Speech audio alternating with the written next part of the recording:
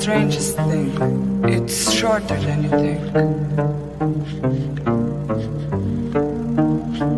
No think.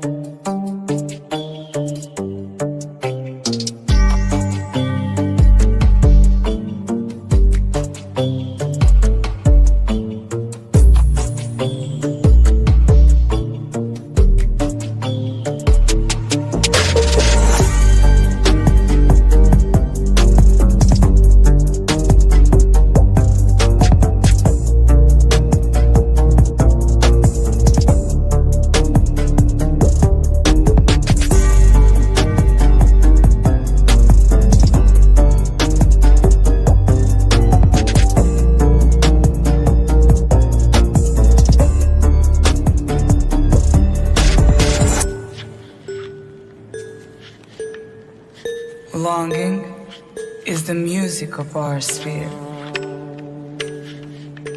The gift of life is never more or less. It starts at any time you like and ends in just a wink. Pass me the lighter, baby.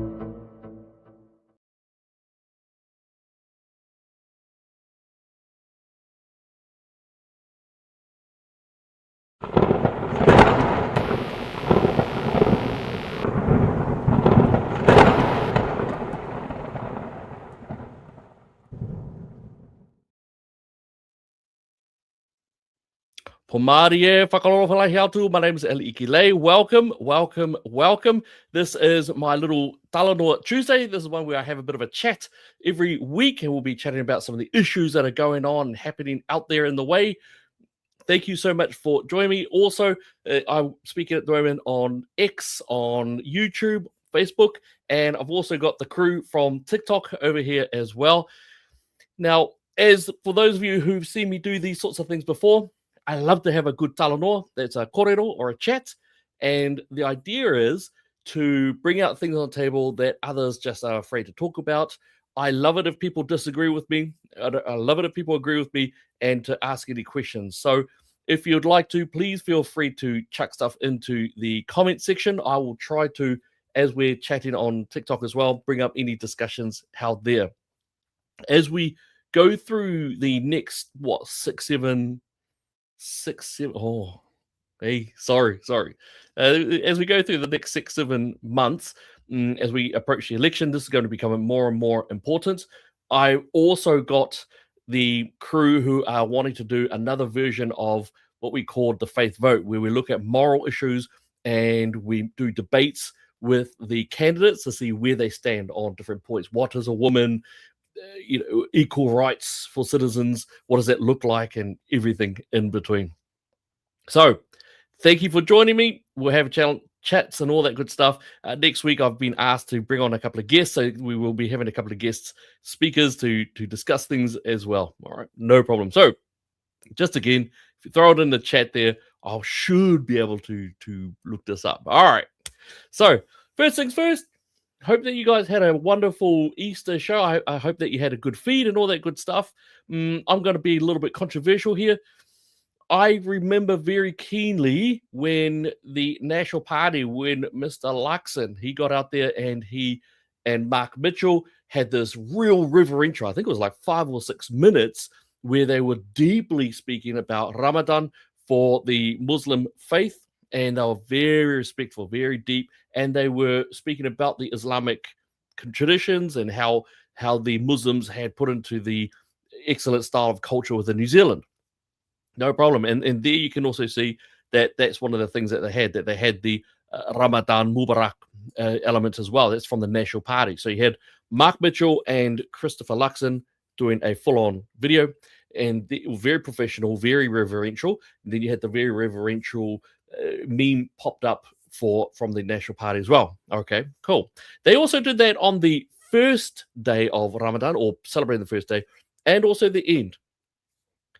Now, I found that really fascinating because whenever the National Party sort of bring up things about Easter, the National Party, when it looks at Easter, which is, again, the most important part of the year for Christians, and also is the only faith element that you can find within public holidays in the New Zealand environment, Christmas and Easter, that the National Party does eggs. If they do anything at all, and it's on generally Easter Monday, then they will just chuck up a couple of Easter eggs, maybe some bunnies. This is what I've looked at over the last while.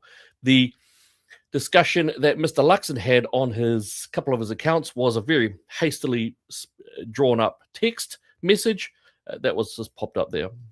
Now, I'm a bit sick and tired of Mr. Luxon's usage of Christianity. And I say that because I believe he says he's a Christian. I believe him. That's nothing. I cannot judge that part at all. It's outside of the purview of the Christian. The Christian cannot judge the relationship between one person and their God. It cannot be done. However, that said, we can indeed start to engage in discussions around actions, activities, behavior. That's one of the big ones that you can have. And as far as I'm concerned, Mr. Luxon doesn't seem to show much of a backbone when it comes to his Christianity. When he went to India, he was bowing down. He literally bowed down to the gods that he was being introduced to. He also was very strong about anything Muslim. He will just bow down to. And I have a problem with it. I do. If you're a Christian, mate, just at least stand up for something. You know, at this point, I'm nearly wondering if they need to stand up for anything at all. And I sometimes wonder that the two Chris's, this is a bit of a segue here. I wonder what it would be like if both Chris's were not voted as Prime Minister. Is this a year where we might see a non-Labour, non-National Party leader become the Prime Minister? Now, I think we know all who I'm sort of talking about that. I'm talking about, of course, the Prime Minister. And here's the latest poll figures on preferred Prime Minister. You see the usual, because in general, New Zealanders will pretty much, whatever colour party they go for, they therefore tend to vote the Prime Minister. Now, that's interesting because Mr. Luxon does seem to be failing a bit in that area. If you have a look at that poll there, at the moment, Chris Hipkins is the top one. And it's interesting that Mr. Peters, here in that purple line you can see, he's been trending upwards quite a bit. And it really seems as if he can do no wrong, I would say. But what if that happened? What if we had a party who beat out the National Party and the Labour Party, that they became the Trump force, if you will? If they became, in a way, also the strength that we're seeing with the one party in Australia. What if we did? What if we had New Zealand First become so strong and replace National as the social conservative party of New Zealand that Winston Peters became Prime Minister?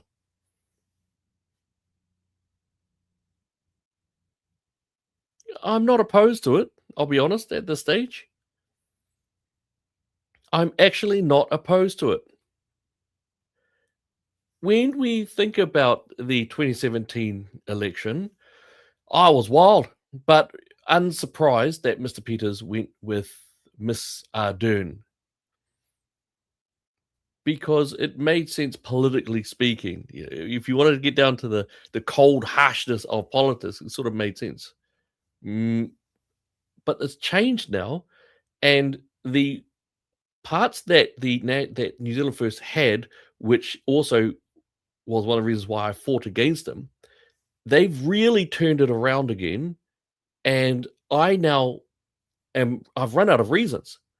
I've got to support them because they're standing up for the values that I believe in: equality, the family unit, the nuclear family, the idea of patriotism, and social conservative values such as equality.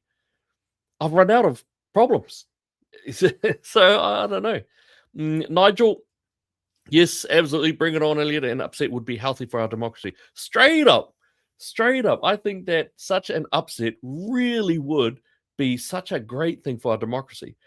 I mean, look, I don't like making these sorts of analogies, but you think about rugby and the All Blacks and the All Blacks stranglehold. I think it was a good thing that they lost their stranglehold on rugby. Rugby started to become a bit boring, but to see a fresh new face get in there, shook it up. People got better out of it. And might I just say, I think that could be a good thing if New Zealand First were able to become the strongest party in New Zealand. That they would actually improve the other parties, because the other parties wouldn't be able to just go, oh, well, Labour Party, we've got the brown people, they do what we tell them to do, so they'll just vote for us anyway. The National Party, we took on the traditional conservatives as well as the libertarians, and now, of course, the liberals. I think it could really make improvements to our political situation. So I think it's quite fascinating. Stephen here. Whoa.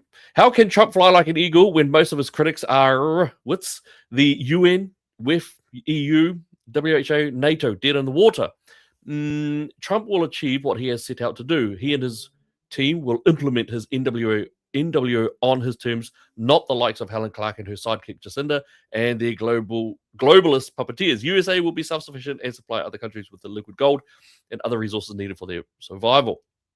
If Trump verbalizes or announces intention, then you can can't see the rest, but that's okay. Thank you, Stephen. A very strong opinion that you have there. I think the UN is quite a fascinating place, and the reason why is because the United Nations is a taxpayer-funded organization. It is the largest organization on Earth, I believe, but it most definitely is the largest taxpayer-funded organization on Earth. No other organization is as large as this taxpayer funds. And I find it fascinating. I don't know why we seem to tiptoe, be in fear of, and why New Zealand, as one of the nations who is swapping out the Judeo-Christian democratic principles of the previous civilization, why they seem to be trying to swap it over for the United Nations agenda items. It's quite extraordinary to me because the UN doesn't have an objective morality to tether its own policies to it. It's effectively a big voting bloc. And because of that big voting bloc, this is why Israel are basically treated like war criminals. You've got the idea of 4-year-old children now being encouraged to be in masturbation-style classes, the LGBTQIP plus push, the pro-abortion being shoved upon Africa. Some of the most scariest left-wing policies that have been brought out are being pushed through the United Nations. So I'm not... Yeah, they're very strong. I'm just not sure why we sort of put up with it as a people group. It doesn't make sense to me. So there you have it. So that poll, fascinating, that poll. This is the Curia. So it was just brought out today, I believe. This is the Curia poll as well. And it's fascinating. I want to show you this as well. Have a look at these headlines from media. This is from One News. Support has risen for all coalition parties, while support has dropped for opposition parties. But the headline is, reprieve for Luxon, National still under 30% in Taxpayer Union's poll. Okie dokie. Let's go to the New Zealand Herald. This one here, it says, National fails to clear 30% in latest poll results as New Zealand first surges. Okie dokie. This got repeated over many different media news articles that they constantly pushed at 30%. But they are, please excuse my rough language, but they're full of crap. They're full of crap. Have a look right there. If the vote was taken, the coalition would win quite strongly too because of the New Zealand first push. So if you have a look there, it's very clear that they'll win. And it's just lucky that you've got the racist party known as Te Pāti Māori, because they think that they own Māori in terms of votes, even though that the vast majority of Māori did not vote for them. Quite a fascinating one there as well. So I find this really extraordinary that that the media are saying one thing again. I think at this stage, if you're still believing the media, I'm not sure. I feel a bit melancholic. I feel a bit sad for you because everyone's moved on. Everyone knows that the New Zealand mainstream media is not to be trusted. Everyone knows that they've been called out multiple times doing misinformation, arguably disinformation. It's a very common awareness now as well. So, Lee, I felt like that in 2017 too, Elliot. As you know, I got over it eventually and later realized why New Zealand first went with Labour. More Kiwis are realizing that there are not just two horses in the race. I'd love New Zealand first to become a major party. Only one way that is going to happen. People are going to have to vote for substantial change. The Blurple, the Blurple party options are very unappealing. Nats have left their voter base. Labour is extreme. Greens and TPM are crazy. New Zealand first are looking good, I think you might have said. Lee, I totally agree with you. And I do. Now, looking back, I see why New Zealand first went with Labour. Still don't, I'll be honest, don't like it. And so I just want to sort of move on. But what I'm extraordinarily grateful for is that they've managed to fix some of those internal issues they were having, like every single political party does have. And so they're back on form. They are patriotic. They are conservative. They do not mind speaking about Christian faith at all. And I think it's a powerful, powerful thing. I really do. I really do. What have we got here? We've got Pākehā Council. The UN provides space for think tank groups to recommend policies for everyone except whites. We don't matter, apparently. We're all goods and privilege, which is fake news. We have no communal land or cultural spaces left. We have no voice, no representation for our native races, Pākehā. Where's our name and lights? Where's our branding and merch? Where's our funding for colonial shows? Feeling left out and ignored. It's we've got to get back to what we used to have, and it wasn't that long ago when we did view each other as equals, and basically, if you're a good guy, you're a good guy. If you're a bad guy, you're a bad guy. Your actions dictated how we viewed people. And I think we need to get back to that. I think the racism it's just quite extraordinary. Now, in terms of that, I'm going to play this. I want you to have a bit of a look at this one as well. See what you think. We'll have a bit of a chat. This is from the Red Beta, who's a very strong personality on X. X, as you know, a lot of the government departments and the left-wing parties have fled it because you are allowed to speak freely there. So have a little look at this, and we'll continue this little chat about Christopher Luxon. Activists. Tēnā tātou katoa, good evening. Kia ora, te huarere mo a popo. And in Te Whanganui o Tātara, more of the same here, he rangi ka pua. The TV1 newsroom is a prime example of this infiltration, and most of its productions are infused with Maori separatist propaganda in one form or other. It's the whole board responsibility to recognise the evolving partnership under Te Tiriti. It's no surprise then to see their new recruit Tova O'Brien pushing Maori issues on the breakfast program this morning. Prime Minister Luxon was caught completely off guard by a question somewhat disconnected from... Just a real quick one. Have you noticed Tova O'Brien? Man, she seems to try to put herself out there as this,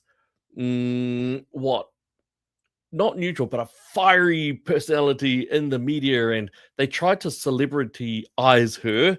It didn't work very well because at this point the trust was already going down in media, and she always tries to seem as if she's a strong interviewer and she's got to get investigative journalist nearly.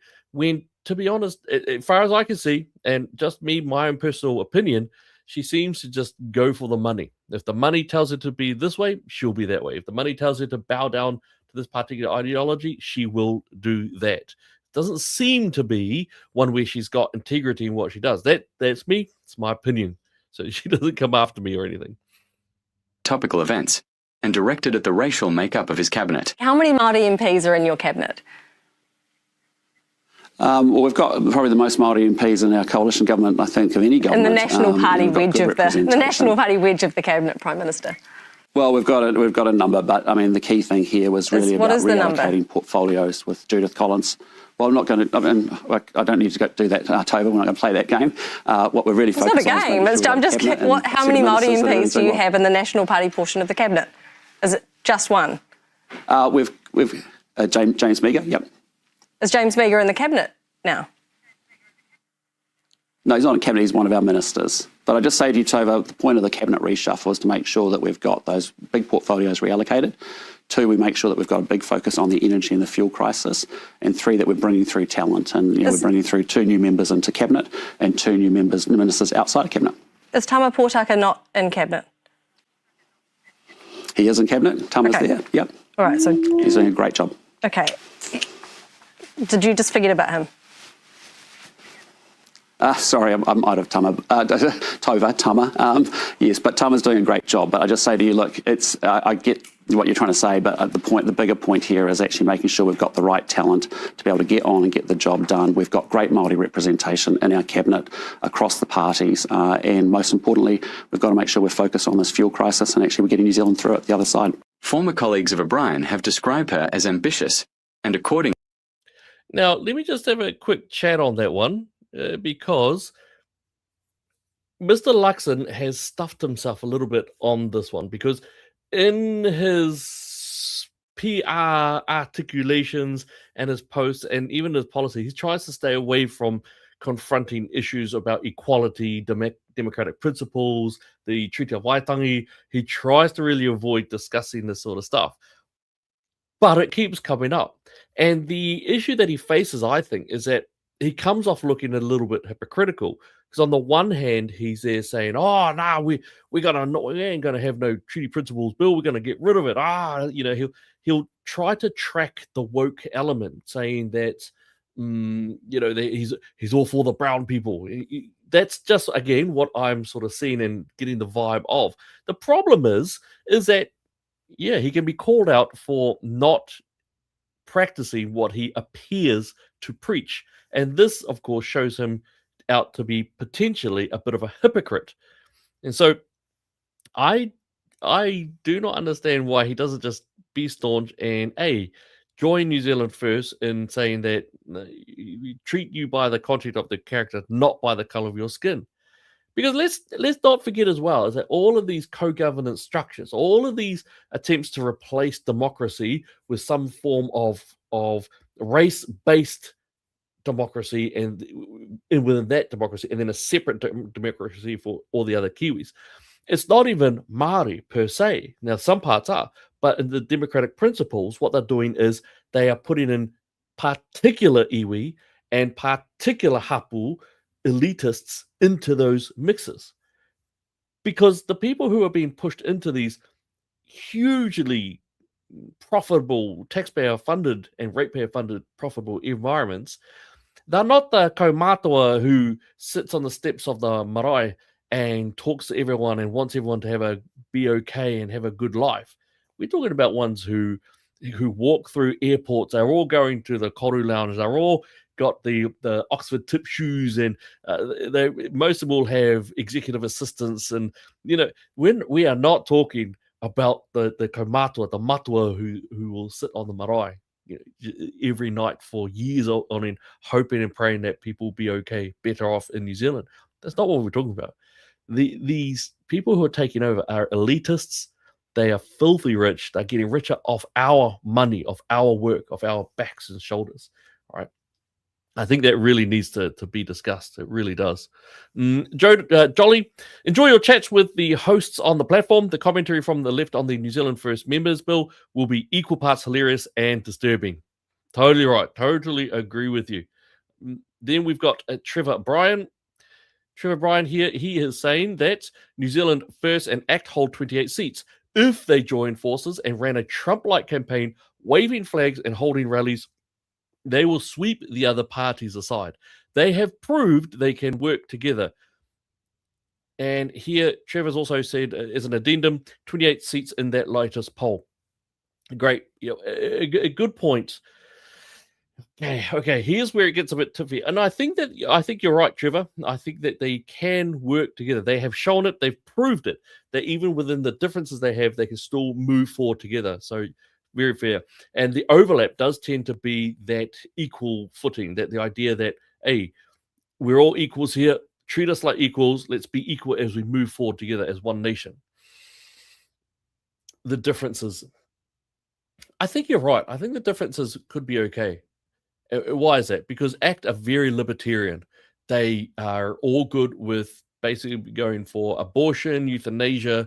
They believe in deep privatization, very much the free market, and perhaps a little bit more free market than I like. I think that there should be a little bit of intervention elements. I think the New Zealand First is a good policy, as in not the political party, but the policy of New Zealand First. The same way that Trump goes America First policies, and he'll actually interrupt a total free market element to make it easier for his people and harder for the outsiders to bring stuff in.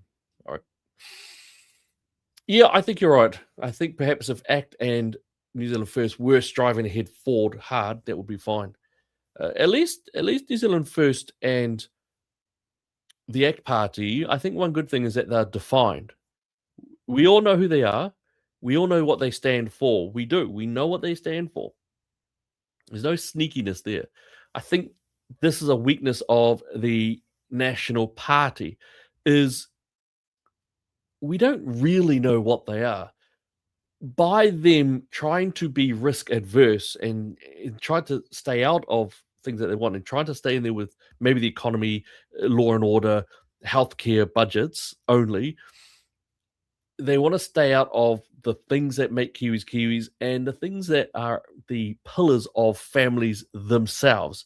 The idea of patriotism itself, as in how do we get to that stage? So we don't know.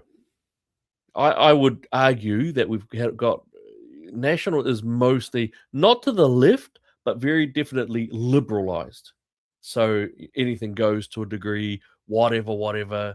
I mean, Erica Stanford, I think she's done a reasonably good job on the education. I think there's still some more things there, but reasonably good job on the education portfolio. But she did vote heavily for the most abusive abortion bill that we've ever had in this nation. I mean, in New Zealand, what did they block? You can kill a baby up until and including during delivery of birth. In fact, the one thing that bill that Jacinda brought in, and that was supported by national members and other members, what it did was it removed the definition of person, or it removed babies, unborn babies, from the definition of persons in New Zealand law. That's how shocking it was. That's what they were able to do. And of course, then Stanford voted as well against making it compulsory to give medical treatment to babies who were born alive after abortion attempts, as well as painkillers for babies if it was in those later abortions. It's extraordinary the level of brutality that New Zealand has. Only now are some other areas starting to have that brutality. We were the top for killing, for the most brutal style of kills before. Now it's, I think UK have joined us now. I think, is it United Kingdom? Probably Canada, one of them. I'm not sure.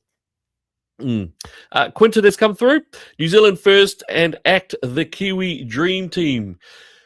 Talia seems to be heading that way. At least, in New Zealand, if you're a conservative, if you believe in families, if you believe in the protection of free speech and faith, it does appear that you've got New Zealand First or ACT to choose from. Again, I think the National Party's in crisis time. I think they are. I think they're in crisis mode because who are they? Who is National? What do they actually stand for?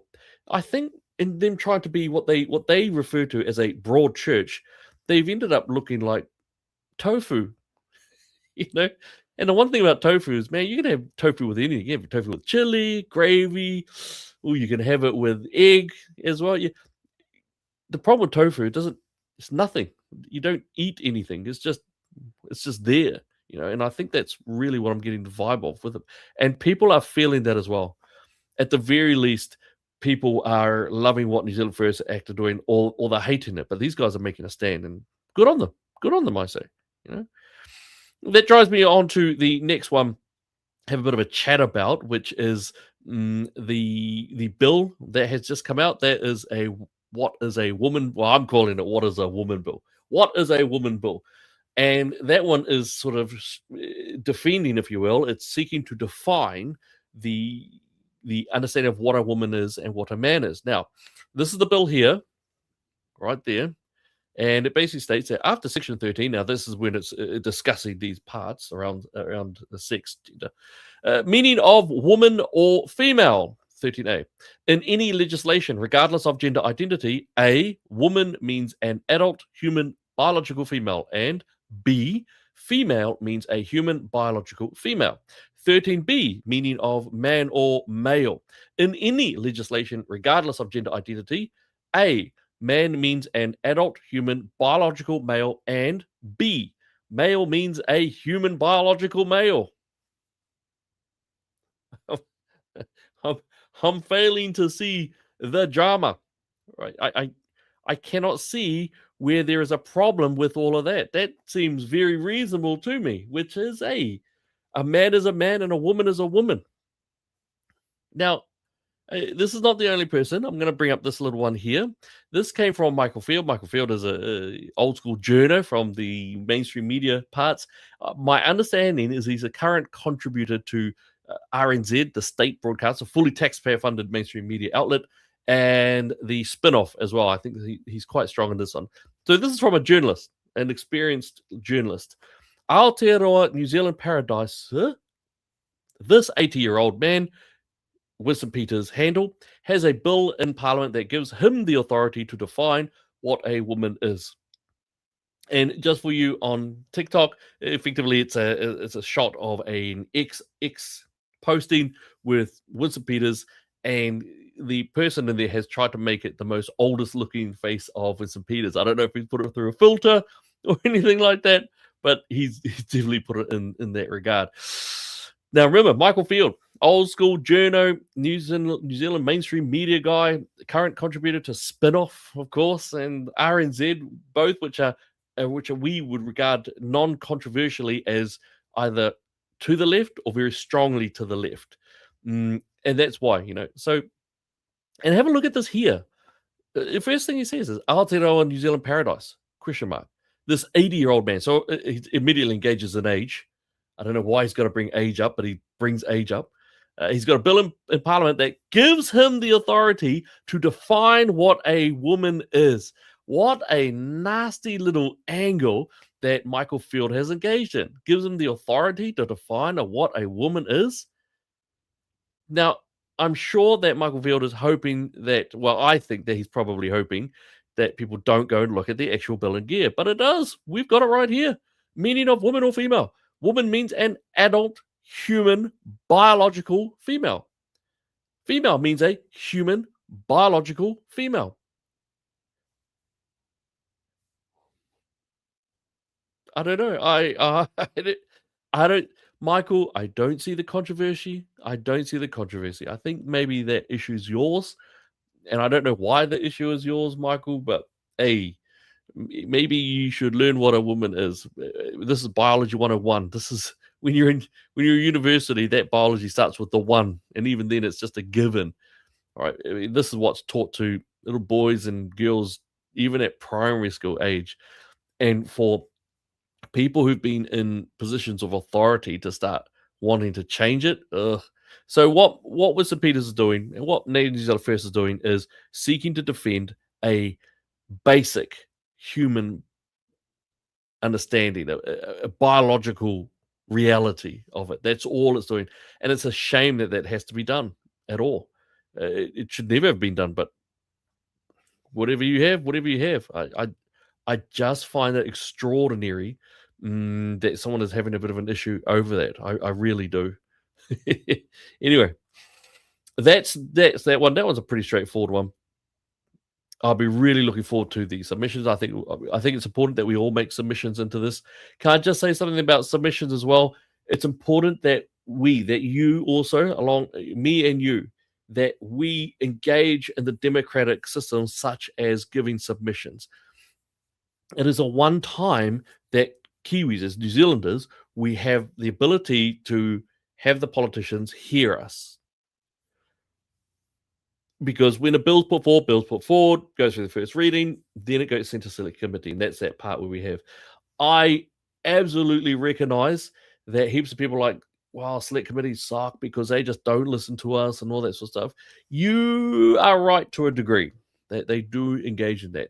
And we saw Jacinda Ardern, for example, she cut select committees so deeply, so grievously.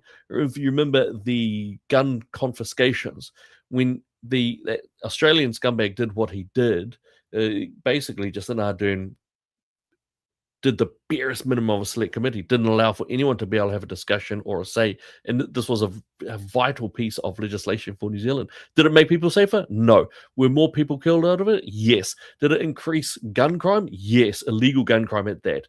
In fact, we had exponential gun crime as well after she started her gun confiscation laws and policies and bills. It was quite extraordinary.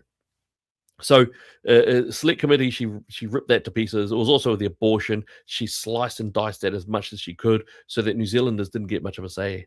Can I just say it is still a vitally important one as well. I know what you're saying, but we've got to make sure that we're turning up for all of these things.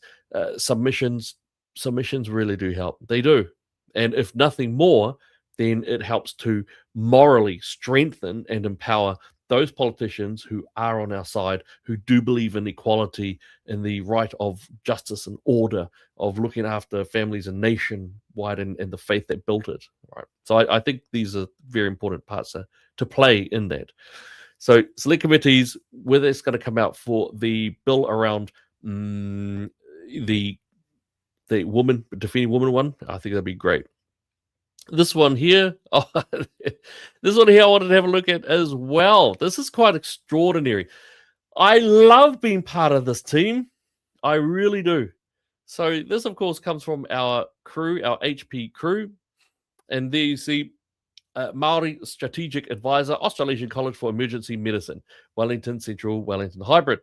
$220,000 to $230,000 plus superannuation on top of that. All right. And what's the job? It's two things. It's to advise on how emergency care is governed. So it's a comms job. Okay. So games, email campaigns, posters, getting on Canva and what have you. And on top of that, it's actually for one race. One race. Not for Cambodians or the Tongan Samoans or the Niue or the people who are English or the Kiwis or the mixed Kiwis. Not for that. It's for the Māori. And I find that shocking because remember, that's going to have quite a lot of, and I believe that is a government-funded sector as well. It's quite extraordinary to see how it is. So, Māori Strategic Advisor, $230,000 per annum for that, and that's to speak to one race only. I find that extraordinary.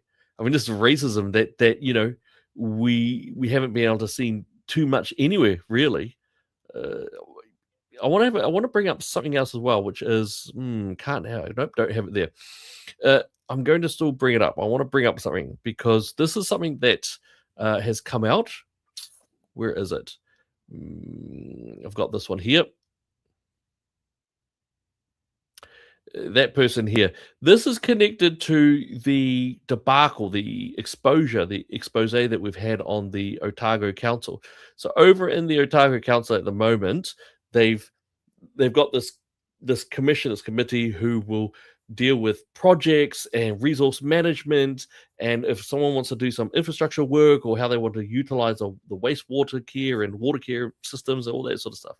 All right, they're going to make calls on that. Now, it's supposed to be those who represent our region go in there and discuss it and work it through. Why? Because they are accountable to us, those of us who fund them, who pay them, those of us who chose to have these people in these areas. We trust them to do our bidding, to represent us. That's the idea of it. But now you've got a system where these are having what you call mana whenua. Again, these are one small group of sub-iwis who they're choosing their own way of how to put someone in place. They will be given unelected voting rights. Again, this is spitting. This is contemptuous of democracy, because they're not our representatives. They're not. They're representatives of one small hapu within a region. So the other hapus get nothing. The other iwi get nothing.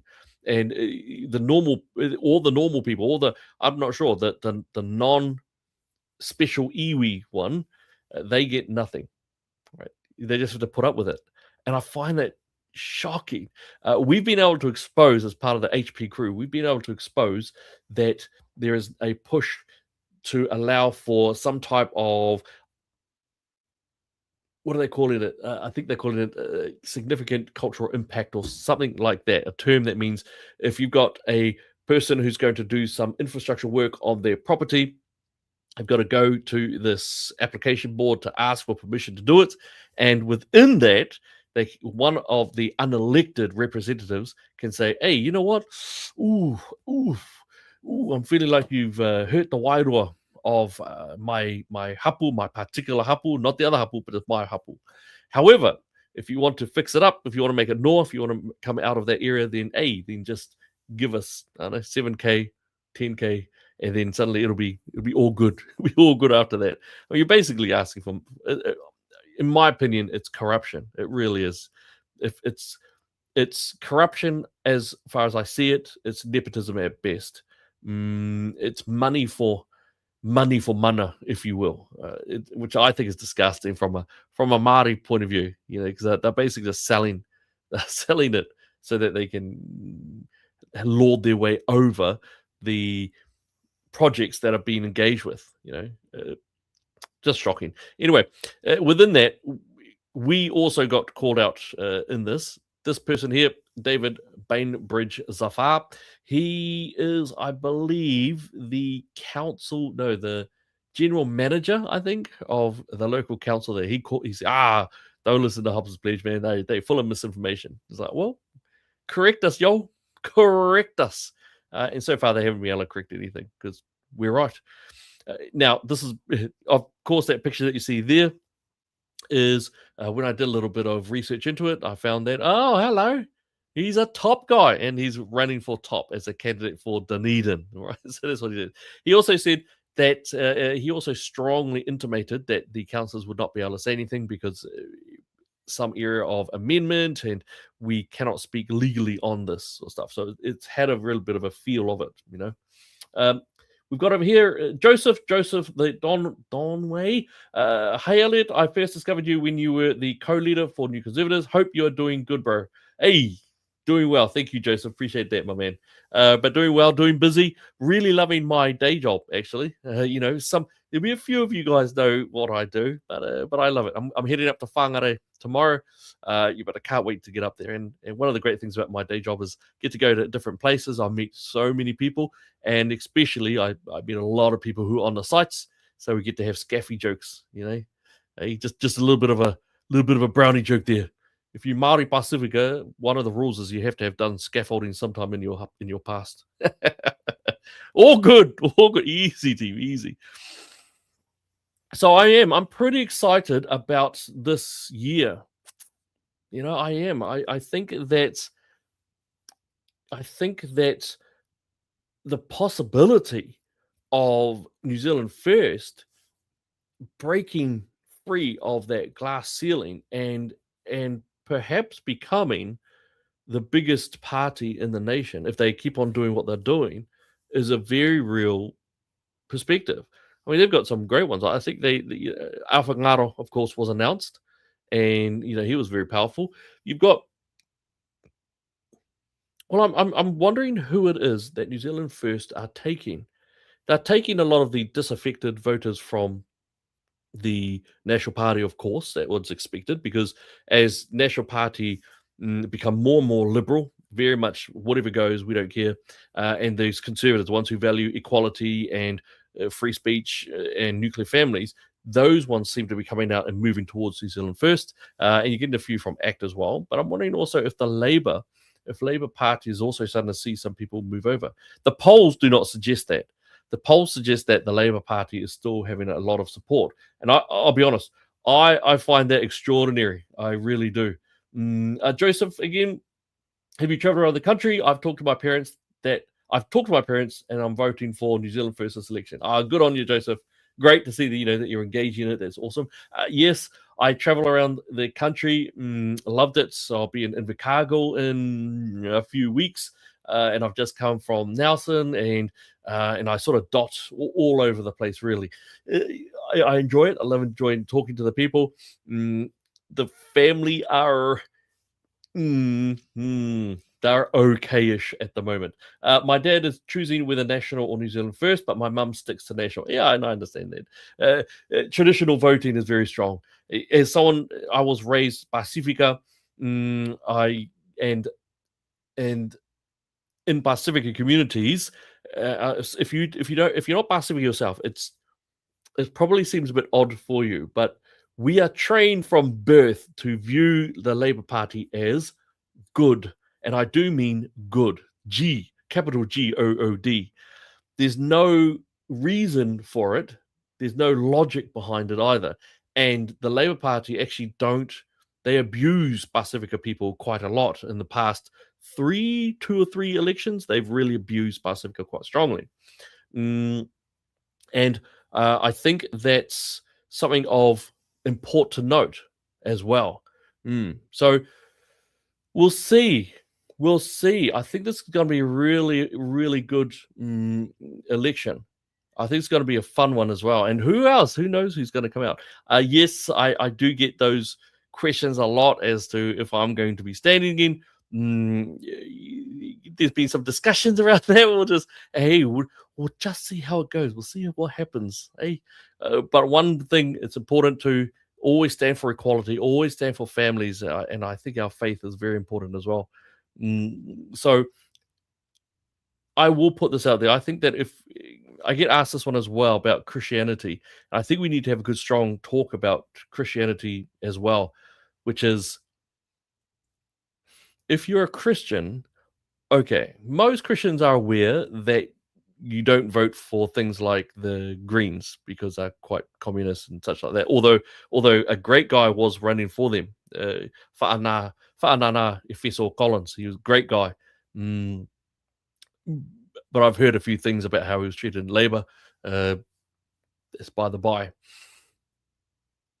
But as a Christian, I don't think you can really vote for the Labour Party. I really don't. And I'm aware of my own family who are Christians, many who are Christians, and many Christians who do vote for Labour. But if you were to abide by the source material of your faith, you would realize that you should not be voting for the Labour Party, because they're very anti-Christian. They are the party who erased Jesus from Parliament itself. They put forward the policies of great anti-Christian or antithetical policies. So I'm not sure why you get Christians to do that. And so I am trying to look for Christians who do vote for the Labour Party, because I want to have a debate. I want to have a bit of just a full-on chat and a head-to-head as to why should the Christian vote for the Labour Party? Please tell me why, and then let's have a good, strong discussion. Talanoa Sa'o, one where we can go back and forward about this. So I think it's really important to have this talk as well. So I think that's important. And at the moment, New Zealand First really do seem to be the only one who are consistent in changing law, putting forward changes to law, and saying the right words in terms of what we want to see. So yes, like Lee was saying before, I also fought against New Zealand First as well when in their what I would call their times of being woke. But this is politics. Politics, you will get changes. You will get changes. I believe that the New Zealand First Party are definitely the party to stand up for the values that we believe in, and I'll be really happy to have a debate with other people on this as well because I think that's going to be great.